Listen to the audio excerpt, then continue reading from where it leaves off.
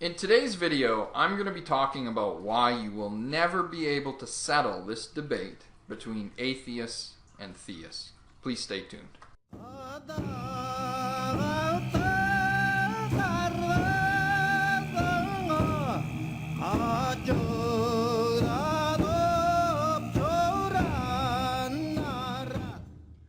You know, I get into a lot of discussions with atheists and theists, and in my previous video I talked about how the Hindus understand God to be an inner psychological reality.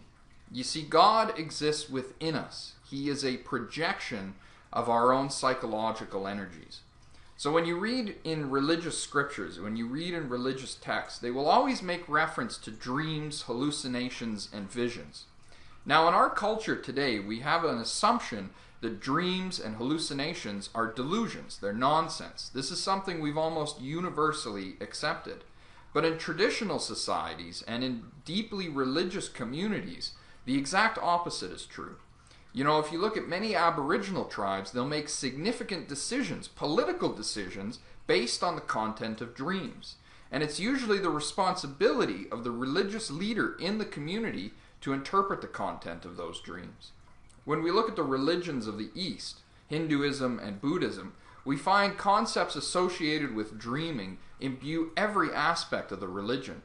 One of my favorite myths is the story of Vishnu, who sleeps upon the cosmic serpent. And as he sleeps, he dreams, and as he dreams the entirety of our universe. So for the Hindus, dreams lay at the very foundation of their cosmology. It lays at the very foundation of their notions of what is real. So when you approach an atheist or a skeptic of any type, and you say, well, I want to prove to this individual that God is real, you've got to first step back and realize exactly how religious ideas were developed in the first place. You can't prove to someone the content of your dreams. You can't illustrate to someone an experience that you had during a hallucination. You can't recreate an altered state of consciousness in someone else if they're not willing to participate. And this is my fundamental criticism of atheistic thinking. You see, most atheists rely on science, and I'm a big fan of science. I love science. But the problem is that within science, you cannot prove an experiment if a participant is not willing to recreate the conditions for that experiment.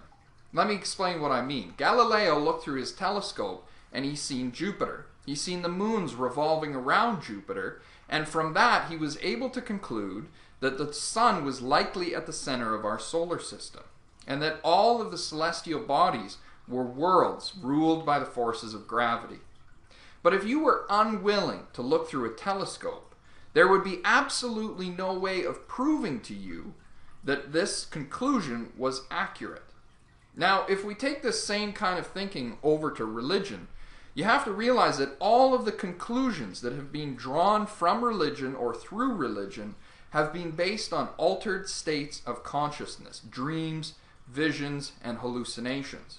In order to prove that God is real to them, you need to get that individual to participate in religious methods. And if we know anything about religious methods, it's that they take extraordinary lengths of time in order to work. And the experience is almost entirely subjective. You know, you can read through many passages in the Bible where it talks about how saints have these visions of God and they're the only ones that can see it. When St. Paul in the Acts of the Apostles sees his vision of Jesus, he's the only one who can see it. The other men who were with him could vaguely hear something, but Paul is the only one who was completely receptive to the vision. That's to say that what he experienced was not physical. It was something which was appropriate to his mind. If you look at the visionaries of Medjugorje or the visionaries of Fatima, the same thing is true. People would go to see the Virgin Mary and all they would see is an empty space. Maybe they'd see a little cloud, they said, and that was about it. The only people who could see the vision were the visionaries themselves. That's to say that what they were experiencing was a psychological reality. You have to participate in religious methods in order to come to conclusions about religious ideas. And if you're not willing to participate in the experiment, then there's no way of coming to the conclusion. So it is absolutely impossible. There is no way of revealing to someone religious truths without religious participation. No different than there is no way of proving to a skeptic that the content of a scientific experiment is true if he's not even willing to look at the experiment. And the big challenge here, and one of the reasons why religion is such a difficult subject, is because the experiment is so personal. You have to invite these religious methods into your life. You have to live your life according to these ideas. So what you have to do is you have to trust the system. You have to have faith. You have to believe that when someone tells you these things are true, and if you participate in them, you are going to experience this conclusion, you have to have enough faith in that person to accept those prepositions in order to make those steps in the right direction. Okay? So there's no way of getting around this. We will never be able to prove religion to a skeptic if he is not willing to participate in the religious method. So I hope this kind of gives you guys some ideas, some other perspectives, and please post in the comments down below, and thanks for watching.